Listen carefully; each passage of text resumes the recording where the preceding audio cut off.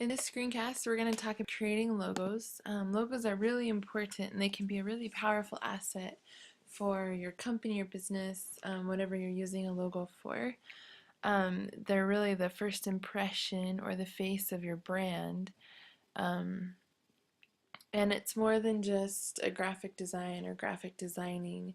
There's really a lot of thought that should go into creating a logo. And like I said, they can be a powerful asset if they're done correctly.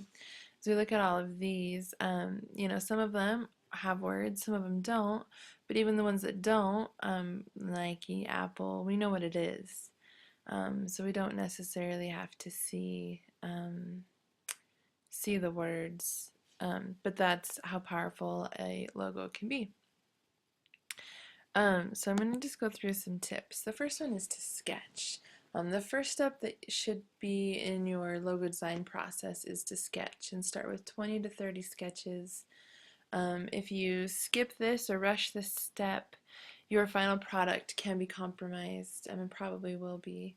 Sketching is really important. You get a lot of your first drafts are usually your worst, so it's good to get those out of the way. The next thing is that your design should be appropriate. Think about the goals you're trying to achieve or the company you're designing this for.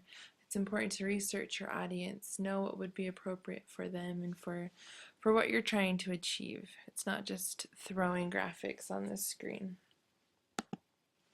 The next one is just to dare to be different, and different doesn't mean crazy and complex. It's important to keep it simple because I believe the simpler it is, the easier people will identify with it and remember it. Like we look at this apple right here, it doesn't get much more simple than that, but that is a very powerful logo. But be different, experiment with different things, but don't go crazy. The next thing is, well, I guess the next two. So first is recognition. It's very important. The goal, your overall goal is to be recognized, is to have your company or yourself be recognized. And you want the average person to instantly call to mind your brand when they see your logo. And that can happen as long as you have a good logo and have done your research. Another tip is color.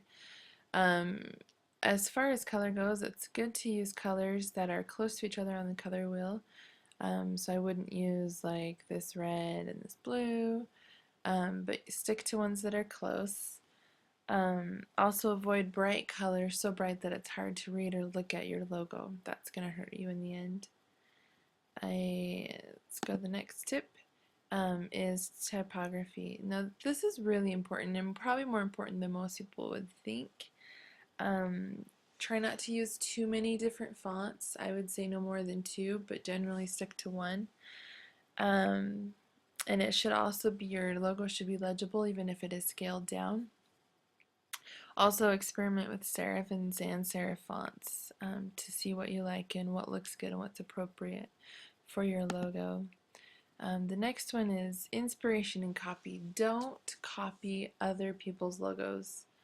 Use them for inspiration. I think that's great. This is the Dodge Ram, and this is a high school, and obviously it's a clear copy. So just be careful of that. There's, legal problems, but also it's just, it shows that you lack creativity, and you don't want that stigma on your company or your logo. And then just the last thing I wanted to share, and we've already talked about being simple, but being memorable. You want something that people remember, like McDonald's. You see those golden arches, and and a lot of people have memories there. So that logo is very memorable for people. Something timeless like the Coca-Cola logo that's been around forever. You want something versatile, and you also want it to be appropriate, like we talked about. For example, the Toys R Us logo, that's appealing to kids. And so just remember that. So these are just a few things to remember. There's lots of things, and I did put down some extra sources here if you're interested in learning more or doing a little bit more research, and I hope you found this helpful.